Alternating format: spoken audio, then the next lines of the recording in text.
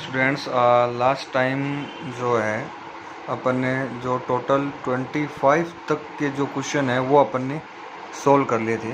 We already solve from question number 25 तो अपन ने कर लिए थे। आज अपन है ना 26 जो है वो उस क्वेश्चन के बारे में थोड़ी स्टडी कर लेते हैं। एक सेकंड रुको। तो ये जो स्टूडेंट्स आपको दिख रहा होगा clearly, this is the question number 26। चलो पढ़ते हैं question. According to the question we have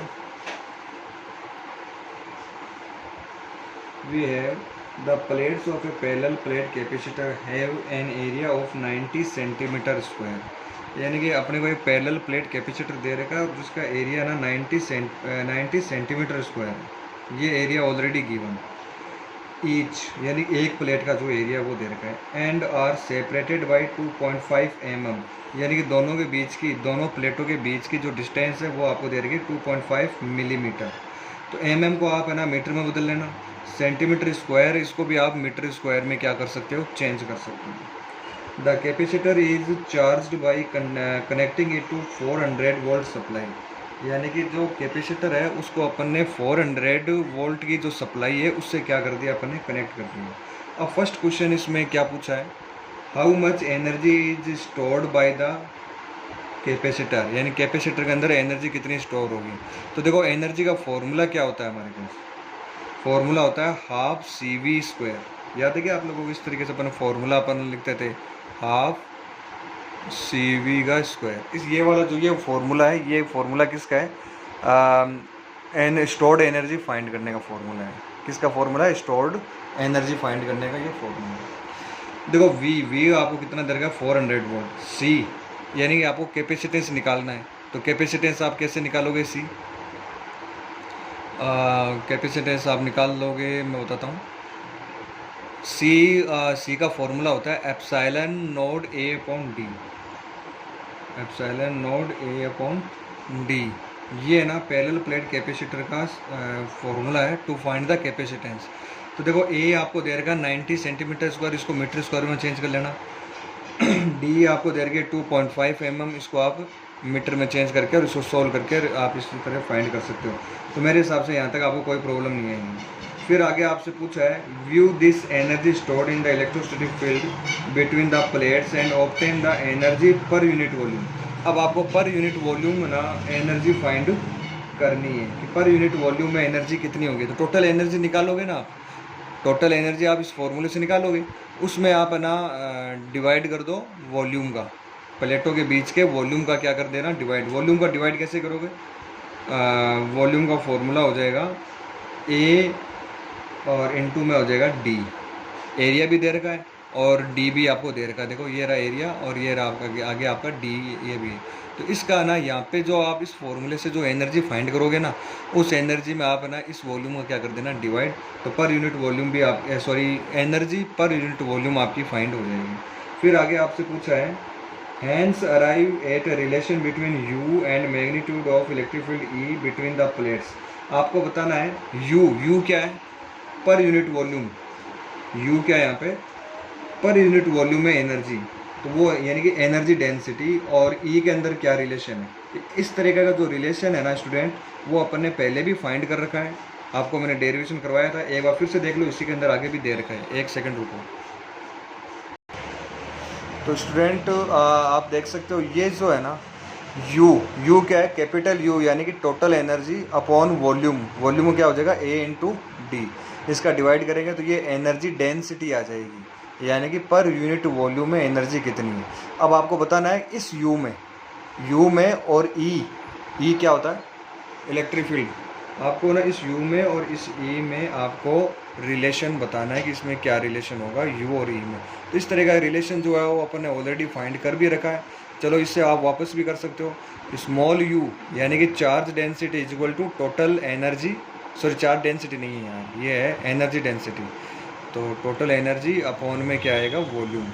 energy का फॉर्मूला क्या होता है, 1/2 CV² और AD की जगह AD आ जाएगा। फिर C क्या होता है, कैपेसिटेंस का फॉर्मूला होता है epsilon note A upon D। तो देखो यार epsilon note A upon D। ये वाले V² की जगह तो आपका V² है, AD की जगह आपका क्या है, AD आ गया।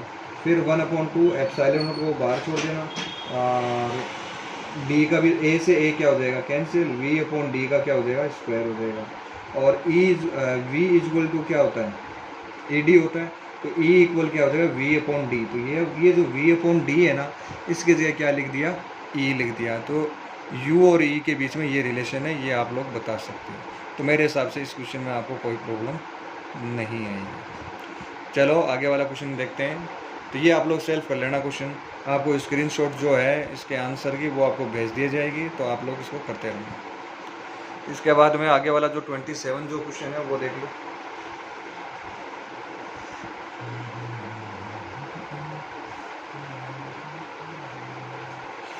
ट्वेंटी सेवन्थ वाला जो क्वेश्चन है students, according to this question we have a 4 microfarad capacitor is charge by 200 volt supply.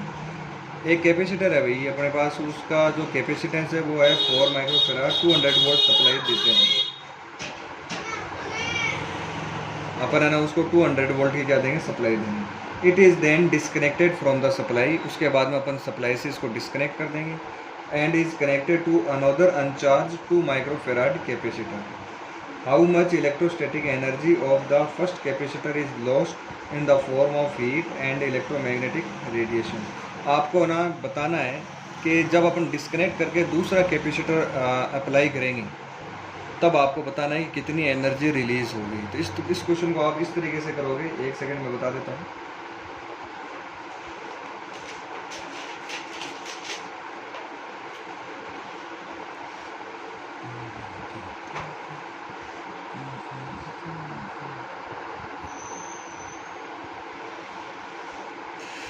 देखो इस तरीके से करना है कि आपको एक 4 माइक्रोफेराड का एक कैपेसिटर दे रखा है और उस पर आपने एक शॉर्ट्स लगा दिया 200 वोल्ट, और ये आपका 4 माइक्रोफेराड, ठीक है।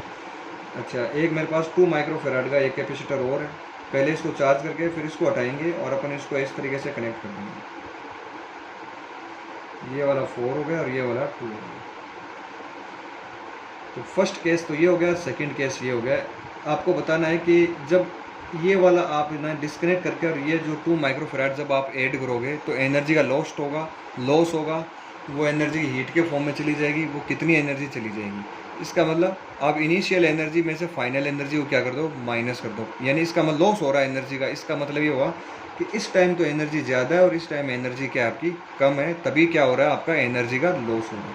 तो आप इसको कैसे करोगे, पहले आप फर्स्ट केस में एनर्जी निकाल दो, इनिशियल एनर्जी, जिसको अपन नाम देते थे यू आई, हाफ सी कितना है 4 और वी कितना है 200 का होल स्क्वायर। जब आप इसको सोल्व करोगे तो इनिशियल एनर्जी है ना वो आप फाइंड कर लोगे।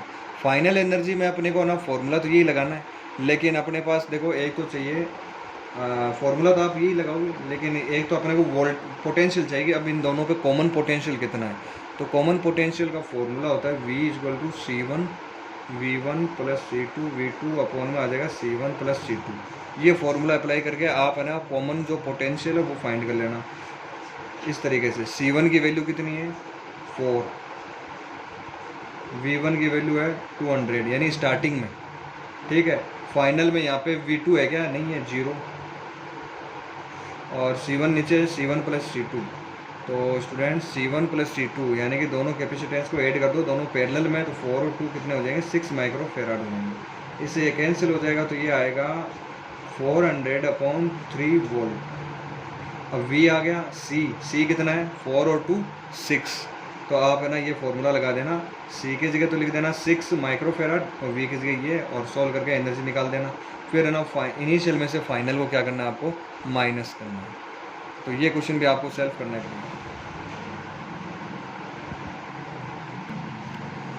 ओके स्टूडेंट्स, अब अपन बात करेंगे क्वेश्चन नंबर 28। तो जो क्वेश्चन जो 28 है वो ये कह रहा है आपको, show that the force on each plate of A parallel plate capacitor has a magnitude to 1/2 QE, where Q is the charge on the plate on the capacitor and E is the magnitude of electric field between the plates, and explain the origin of the plate। यानी आपको proof करना है कि जैसे कि दो charge plate है, capacitor देखा आप लोगों ने, एक पर पॉजिटिव चार्ज है तो दूसरे पे क्या है नेगेटिव चार्ज है। ये कह रहा है कि एक प्लेट पे जो लगने वाला फोर्स है ना वो हाफ क्यू ई होगा, ये आपको प्रूफ करना है। तो क्वेश्चन को ढंग से पढ़ लो, आप लोग समझ लो, बुक वगैरह है आपके पास। तो जब भी आप ये वीडियो देखो तो साथ में ना जो आपकी एनसीईआरटी की जो बुक है ना उसको भी साथ में आप लेके बैठा करो, ताकि आपको ना क्वेश्चन को समझने में और भी ज़्यादा ईजी रहता है। तो ये क्वेश्चन आपको इस तरीके से दे रखा है, तो मेरे हिसाब से इस क्वेश्चन में आपको कोई प्रॉब्लम नहीं है यहाँ तक। तो चलो अब अपन है ना इसको सोल्व करते हैं। ध्यान में रखना, प्रूफ क्या करना आपको, हाफ क्यू ई, यानी लगने वाला जो फोर्स है वो 1/2 क्यू ई होगा। तो चलो इसको कैसे प्रूफ करेंगे, नोटबुक में देखना पड़ेगा। ठीक है स्टूडेंट्स, चलो अपन इसको सोल्व करते हैं और प्रूफ करते हैं कि एक प्लेट पे जो लगने वाला फोर्स है वो 1/2 क्यू ई होगा। तो देखिए स्टूडेंट्स, ऐसा है जैसे मान लो ये कोई पैरेलल प्लेट कैपेसिटर है, तो यहाँ पे प्लस है, यहाँ के आपका माइनस है। अच्छा, प्लस और माइनस इसके बीच में अट्रैक्शन का फोर्स होगा। कौन सा फोर्स होगा, अट्रैक्शन। अच्छा, इनके बीच में इलेक्ट्रिक फील्ड है, मान लो इलेक्ट्रिक फील्ड है आपका सिग्मा अपॉन एप्सिलॉन। पता है ना आपको electric field between the plate क्या होता है, सिग्मा अपॉन एप्सिलॉन। अब मैं एक काम करता हूँ किसी भी एक्सटर्नल एजेंसी से मैं ना ऐसे इन प्लेटों के बीच की डिस्टेंस क्या है, डी। मैं ना एक्सटर्नल एजेंसी से इस ये वाला जो है ना प्लेट, इसको मैं इधर फोर्स लगा के और इसको मान लो मैंने यहाँ लेके आया। ठीक है, तो आप देख सकते हो कि आपकी जो डिस्टेंस डी है वो क्या हो गई, आपकी इंक्रीज हो गई। मैंने इधर क्या लगाया, एक फोर्स लगाया एफ, और इसको खींच के मैं इधर लेके आया। अच्छा, ये जो स्मॉल जो डिस्प्लेसमेंट हुआ इसको अपन नाम दे देते हैं डेल्टा एक्स। कोई दिक्कत नहीं है इसमें, आगे बात समझो। ओके, अच्छा, ये जो स्मॉल डिस्प्लेसमेंट हुआ और इस पर मैं फोर्स लगा के इसको इधर लेके आ गया, तो मेरे को क्या करना पड़ेगा, वर्क करना पड़ेगा। तो वर्क का जो फॉर्मूला है आपने 11th क्लास में पढ़ा है, फोर्स इनटू डिस्प्लेसमेंट। तो फोर्स क्या लगाया आपने, एफ लगाया, डिस्प्लेसमेंट क्या हो गया, डेल्टा एक्स हो गया। मेरे हिसाब से यहाँ तक किसी बच्चे को कोई प्रॉब्लम नहीं है, आगे होगी बात में। तो आपने क्या किया, वर्क किया। ठीक है, अच्छा एक बात बताओ, मान लो जब ये इनिशियल यानी कि ये प्लेट जब यहाँ थी, तब सपोज करो कि अपने पास जो पर यूनिट वॉल्यूम जो एनर्जी है,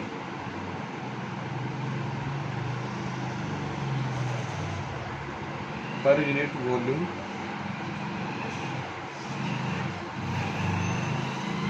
जो एनर्जी है वो कितनी मान लेते हैं अपन, पर यूनिट वॉल्यूम में एनर्जी है वो मान लो स्मॉल यू है। जैसे अपन ने अभी पढ़ा था ना, स्मॉल यू क्या है, पर यूनिट वॉल्यूम में एनर्जी। अगर आपसे मैं कहता हूँ कि जैसे आपने इस प्लेट को यहाँ से यहाँ खींच के लाए, अच्छा पर यूनिट वॉल्यूम में एनर्जी ये है, तो टोटल एनर्जी बताओ कितनी होगी।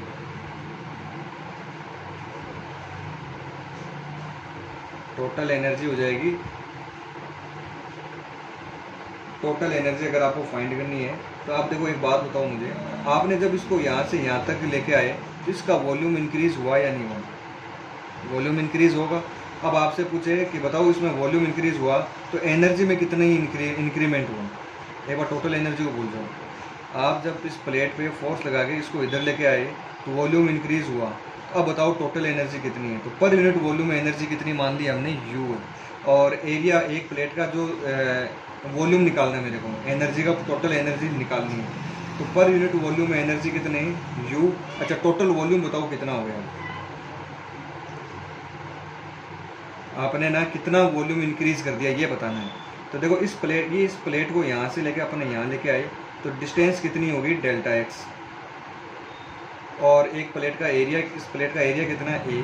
तो वॉल्यूम में कितना इंक्रीमेंट हो गया, ए इंटू डेल्टा एक्स। ठीक है, मुझे ना मतलब ये एनर्जी निकालनी है। यहाँ से यहाँ तक निकालने पर, यहाँ से इसको यहाँ से यहाँ तक लेके आए तो एनर्जी कितनी हो गई, इसके इतने की मेरे को ना एनर्जी फाइंड करनी है। तो इन दोनों के बीच के डिस्टेंस वॉल्यूम निकाल दिया, वॉल्यूम आ गया डेल्टा एक्स, और एरिया ये आ गया, तो टोटल वॉल्यूम निकल गया, वॉल्यूम आ गया ना, ए इंटू डेल्टा एक्स।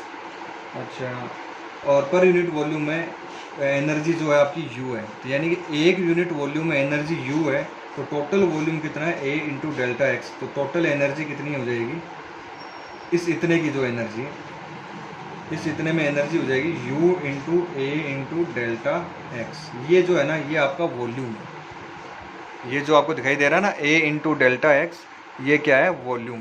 ध्यान में रखना, दिस इज द वॉल्यूम। और ए इंटू डेल्टा एक्स, ये आपका वॉल्यूम आ गया। और पर यूनिट वॉल्यूम की जो एनर्जी है यानी कि एनर्जी डेंसिटी है वो क्या आपकी यू है, तो you into A into delta x. अब एक बात बताओ, आपने ना इसको यहाँ से लेकर यहाँ तक खींचने में वर्क किया तो आपकी एनर्जी वेस्ट हुई, वो एनर्जी क्या है, यही तो है वो एनर्जी, इस एनर्जी यही तो है वो इतने की एनर्जी।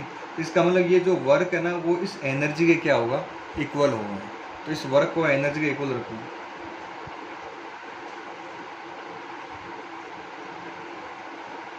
डेल्टा एक्स से डेल्टा एक्स क्या हो जाएगा स्टूडेंट, कैंसिल।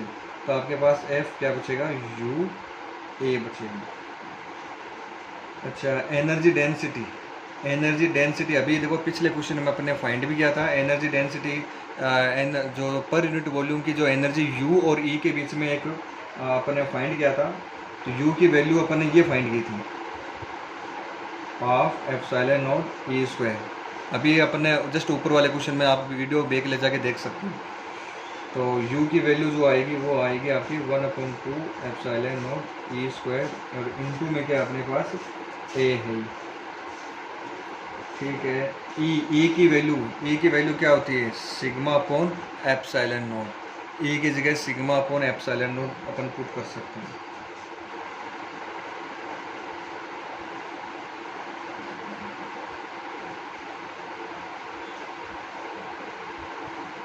अच्छा, एक काम करना है, ई स्क्वायर जो है ना इसको आप लिख सकते हो ई और इनटू में ई, तो फिर ये स्क्वायर मत लगाना, ए इंटू ई इस तरीके से, ई इंटू ई। एक जो ई है ना उसकी जगह लिख दिया अपने सिग्मा पूरा एप्सिलॉन, और दूसरा ई है ना वो आपका क्या रह जाएगा यहाँ पे एज इट इज़ रह जाएगा। एप्सिलॉन नॉट से एप्सिलॉन नॉट क्या हो जाएगा, कैंसिल। और वही बात है आपकी ए की, तो sigma into A, sigma A क्या होता है, total charge. Q equal to क्या होता है, सिग्मा ए। तो 1/2 सिग्मा ए की जगह लिख देना Q, और ये इस तरीके से आपको ना स्टूडेंट्स ये ना सॉल्व करना है। तो ये क्वेश्चन हो जाएगा। इसके बाद में अपन नेक्स्ट क्वेश्चन जो है 29 उसके बारे में बात करते हैं। तो स्टूडेंट्स ये जो क्वेश्चन है ये है आपका क्वेश्चन नंबर 29। एक बार इसको ढंग से पढ़ लो, फिर अपन इसको भी सॉल्व कर देते हैं।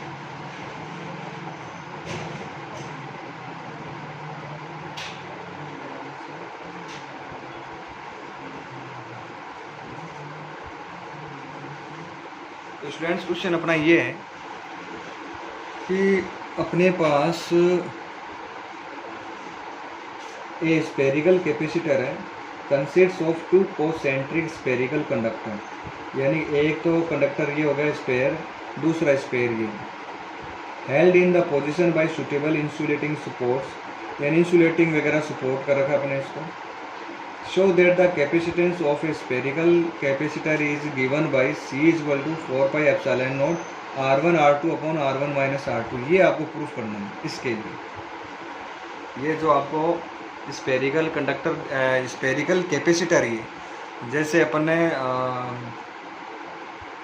सिलेंड्रिकल पैरेलल प्लेट कैपेसिटर पढ़ा था ना, पैरेलल प्लेट कैपेसिटर, वैसे ही ये आपका क्या है स्पेरिकल कैपेसिटर है, और इसका कैपेसिटेंस अपने को फाइंड करना है।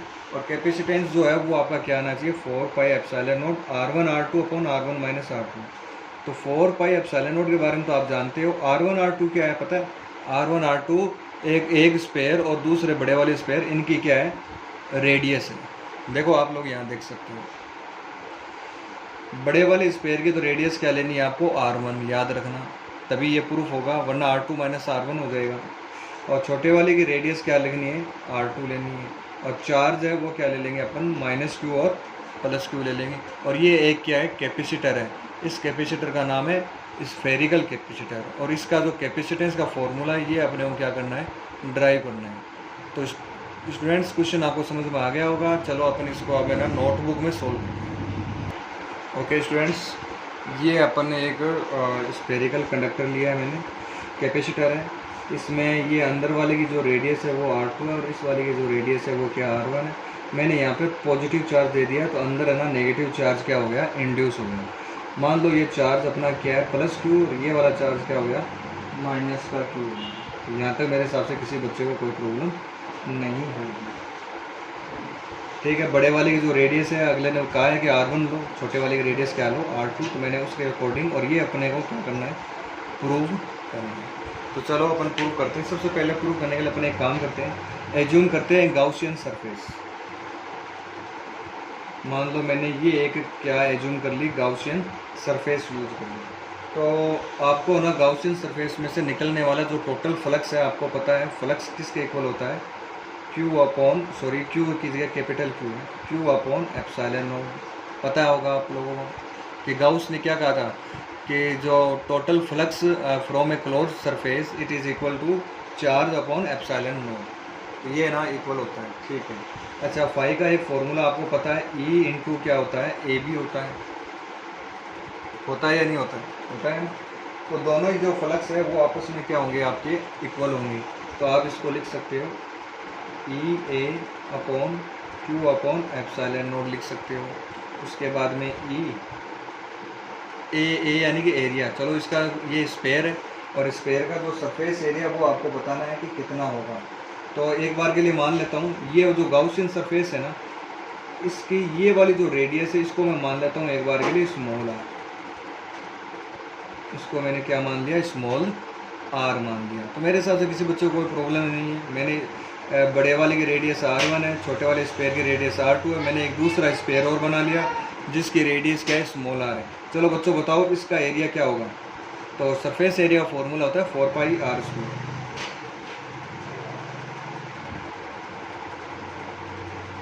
ठीक है, 4πr² को आप नीचे लेके जा सकते हो। तो ई की जो वैल्यू है वो आ जाएगी Q अपॉन 4πε0 r²।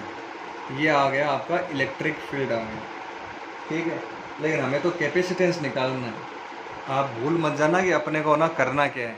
कई बार क्या होता है कि अपन करना तो कुछ और चाहते हैं और हो जाता है कुछ और। तो ये आपको बिल्कुल नहीं करना है। आपका जो मेन टारगेट है उस पर ध्यान दो। उसके बाद अपन बात करते हैं आगे की। आप लोगों ने एक फॉर्मूला पढ़ा था, dv upon dr is equal to,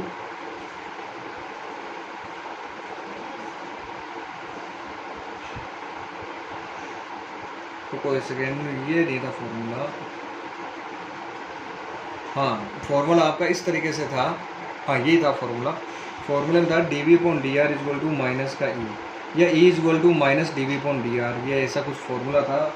आपको शायद से यहाँ पे वेक्टर क्वांटिटी थी तो आपको शायद याद होगा। This is the potential gradient, यानी कि पोटेंशियल में r के रिस्पेक्ट में जैसे जैसे डिस्टेंस चेंज होती है, पोटेंशियल में जो चेंज है ना वो किसके इक्वल होता है, इलेक्ट्रिक फील्ड के इक्वल आता है।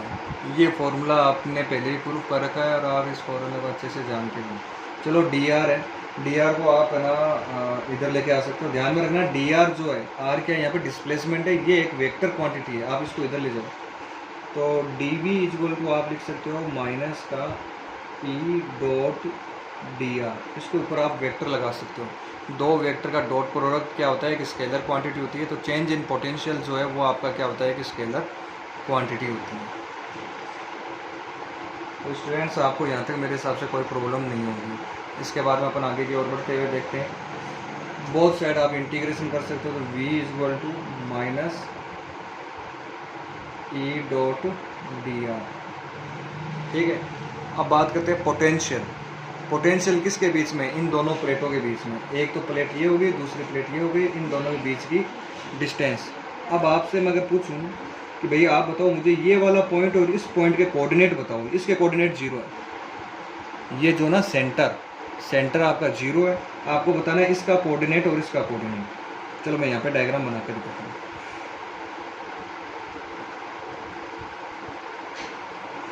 ये है आपका ओरिजिन यानी कि 0।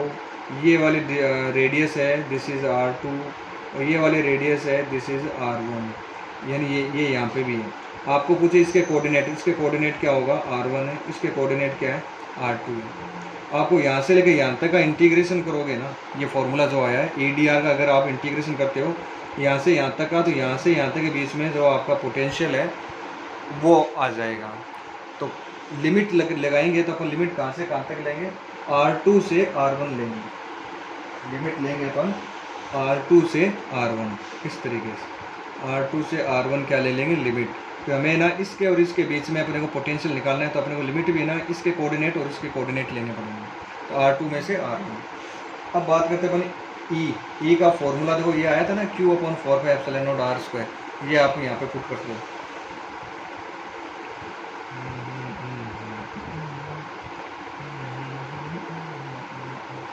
चलो इसकी ना आप है ना वेक्टर क्वांटिटी ना लेके आप है ना इसकी स्केलर क्वांटिटी भी ले सकते हैं। अच्छा स्टूडेंट्स एक काम करते हैं, इसका और इसका यहाँ पे क्या डॉट प्रोडक्ट है ए डॉट बी, इसका फॉर्मूला आप ये लिख सकते हो E D R cos theta. Theta क्या है, ई और डी आर के बीच का एंगल। अच्छा एक बात का ध्यान रखना, इस डायग्राम को देखिए आप लोग, आर का जो डिस्प्लेसमेंट है वो आपका, देखो आपने पॉइंट क्या लिए यहाँ पे R2 से R1, यानी आर जो है आपका R2 से R1 है, यानी आर की डायरेक्शन तो आपकी ऐसे है, ये हो गए आर की डायरेक्शन कि आर लिमिट क्या लगाई हमने R2 से R1, यानी अपन R2 से R1 की ओर क्या कर रहे हैं, इंटीग्रेशन कर रहे हैं। तो आर जो है ना वो आपका इस तरीके से बढ़ रहा है कंटिन्यूस, तो डिस्प्लेसमेंट जो आपका वो ये है। जब ये प्लस आपका इधर और इधर माइनस है तो इलेक्ट्रिक फील्ड की डायरेक्शन क्या होगी, ये वाली होगी। तो आप देख सकते हो इलेक्ट्रिक फील्ड और आर या डी आर जो भी लो, इन दोनों के बीच में एंगल कितना होगा, 180 डिग्री होगा। एंगल कितना होगा, 180 डिग्री। तो चलो बच्चों यहाँ मैं एंगल जो है वो आपका मैं क्या पुट कर देता हूँ, 180 पुट कर देता हूँ।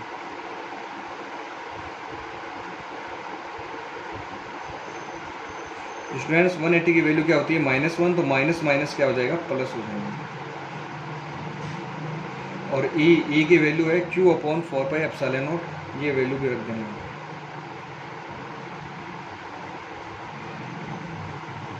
ये सारी वैल्यूज तो आ जाएगी बाहर, Q बाहर आ जाएगा, 4πε0 भी बाहर आ जाएगा, और अंदर आपका बचेगा R2 R1 dr/r²। R² का आपको क्या करना है, इंटीग्रेशन करना है, 1/r² का क्या करना है, इंटीग्रेशन करना है। चलो करते हैं इसका इंटीग्रेशन। इस R² को आप ऊपर ले जाओ,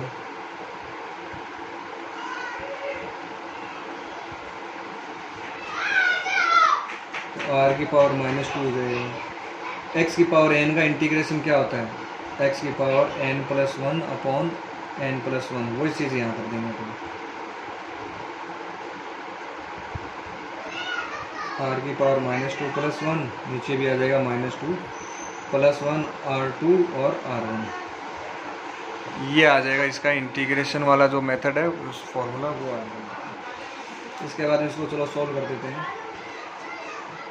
Q/4πε0 r की पावर -1, नीचे भी आ जाएगा -1, यहाँ आ जाएगा R2 R1, -1 को ले लेना बाहर, तो माइनस का Q/4πε0, r की पावर -1 को आप लिख सकते हो 1/r, ऊपर है R1, नीचे है आपका R2। अब एक बार upper limit minus lower limit, तो स्टूडेंट ये आ जाएगा आपका माइनस का Q/4πε0 1/r1 माइनस का 1/r2। बोलो ये आएगा या नहीं आएगा, आएगा नहीं। अच्छा इसके बाद में क्या करना चाहिए, तो स्टूडेंट्स इसके बाद में मेरे हिसाब से आपको कुछ नहीं करना चाहिए, ठीक है, इसको एक बार के लिए इतना छोड़ सकते हो आप, कोई दिक्कत नहीं, नो प्रॉब्लम। इसके बाद में ये तो आपका पोटेंशियल निकल गया। अब अपन क्या निकालेंगे, फाइंड करेंगे कैपेसिटेंस।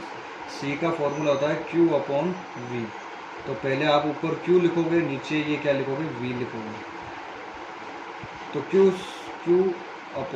नीचे आएगा माइनस का। अच्छा एक काम करो, इस माइनस को अंदर ले जाओ ना यार, तो ये 1/R2 - 1/R1, ये दोनों क्या हो जाएंगे, चेंज हो जाएंगे, ये माइनस का लफड़ा नहीं जाएगा।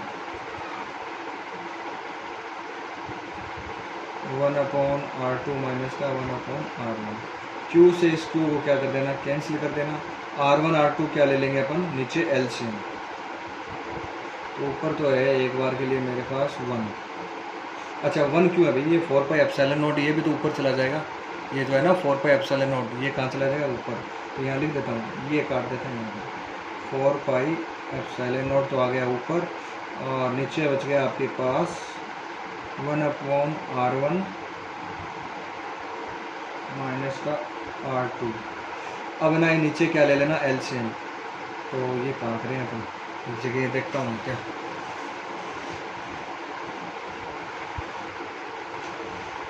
ये वाली जो टर्म है ना, ये जो आई अपने पास, ऊपर तो है 4πε0, नीचे है 1/R1 माइनस का 1/R2, ये मैं दूसरे पेज पे लिख रहा हूँ, या यहाँ लिख देते हैं, रुकना 1 मिनट, यहाँ लिख दे रहा हूँ ऊपर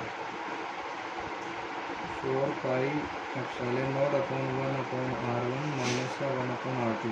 चलो एलसीएम ले लेते हैं। एलसीएम आएगा r1 r2, इधर आएगा r2 माइनस का r1, ठीक है। ये आ जाएगा r2 माइनस, 1 मिनट रुकना, ये अपन ने गड़बड़ कर दी यार, यहाँ पे ये 1/r2 माइनस 1/r1 है, मैंने यहाँ पे पहले r1 लिख दिया, r2 करो उसको, क्योंकि माइनस को अंदर ले गया था ना, ये आएगा।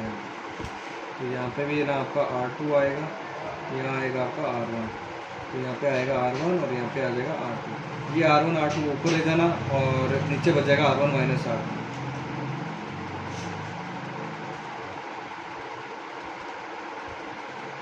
नीचे बच गया आपके पास r2 माइनस का r1। ये कैपेसिटेंस और ये आपको क्या करना था, प्रूव करना था। तो इसको ना वीडियो को वापस आप बार बार देख के और फिर इसको सोल्व कर लेना, आ जाएगा समझ में, कोई ज़्यादा बड़ी कहानी नहीं है इसकी।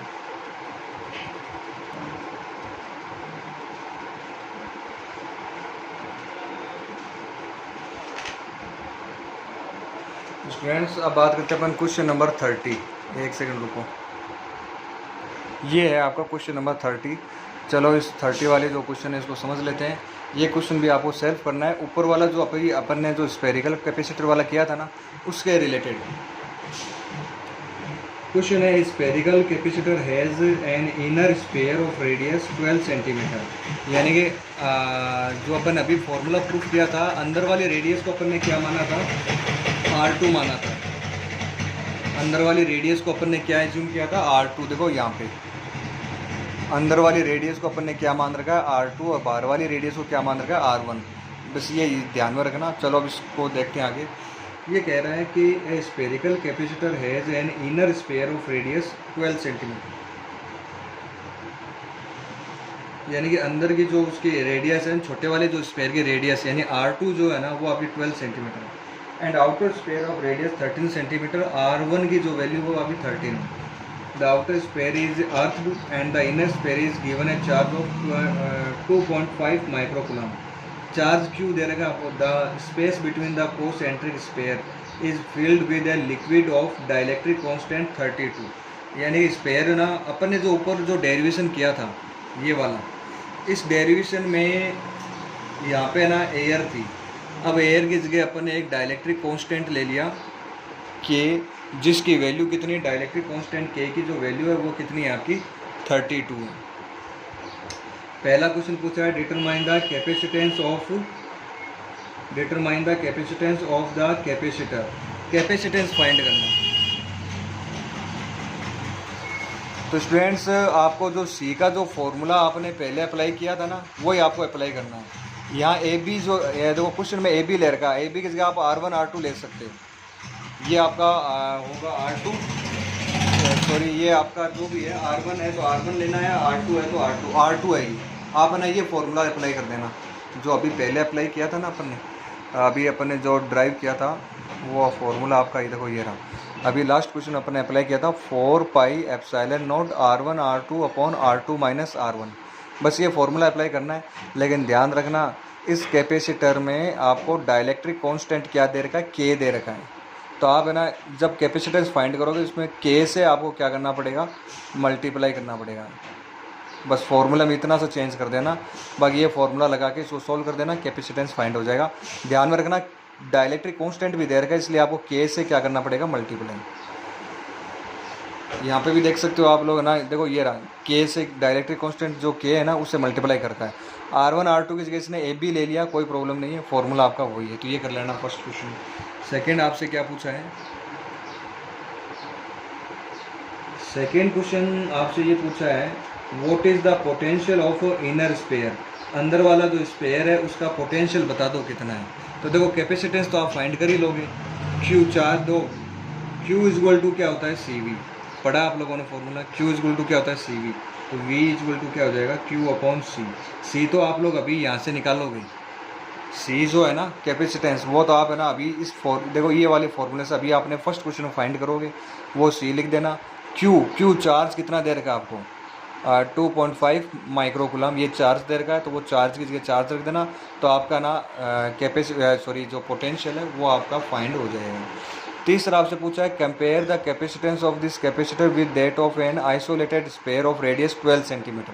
आइसोलेटेड स्पेयर का मतलब है कि यहाँ पे जैसे अपने पास टू कॉन्सेंट्रिक स्पेयर है ना, टू स्पेयर की जगह अगर अपने पास कोई एक सिंगल स्पेयर होता, जैसे टू स्पेयर दे रखे, टू की जगह अगर सिंगल स्पेयर होता तो उसका कैपेसिटेंस कितना होता। तो स्टूडेंट्स आपको ना जब कैपेसिटेंस चैप्टर स्टार्ट करवाया था तब आपको मैंने ना एक आइसोलेटेड स्पेयर का कैपेसिटेंस का फॉर्मूला बताया था, C = 4πε0 R। ठीक है, आर आपको कितनी देर की 12 सेंटीमीटर, तो यहाँ 12 रख देना और इसकी वैल्यू रख देना और सी की वैल्यू निकाल देना। तो ये वाला जो सी आएगा वो और एक सी इससे आप निकालोगे, इसमें आप देख लेना कितना डिफरेंस है, क्या नहीं है, बस ये काम करना है। तो इसके सारे क्वेश्चन के मैं स्क्रीनशॉट आज भेज दूंगा, आप लोग ये 30 क्वेश्चन आज कर लो, बाकी के जो 7 क्वेश्चन है वो आपको नेक्स्ट वीडियो लेसन में करवा पाऊँगा। अब एक दिन में ना 35 मिनट का ज़्यादा वीडियो बनाना पॉसिबल नहीं है, कि वो कन्वर्ट नहीं होता है, टाइम भी बहुत ज़्यादा लगता है, और बिना वीडियो के मैं एक्सप्लेन भी ढंग से नहीं कर पाऊँगा, अपलोड नहीं होता। इसलिए आप लोग थोड़ा सा स्टूडेंट्स, आप लोग थोड़ी सी हिम्मत रखें, आप थोड़ा सा पढ़ाई में इंटरेस्ट लें। भगवान ने चाहा तो कोरोना जल्दी ख़त्म हो जाएगा। Thank you, have a nice day. जय श्री राम।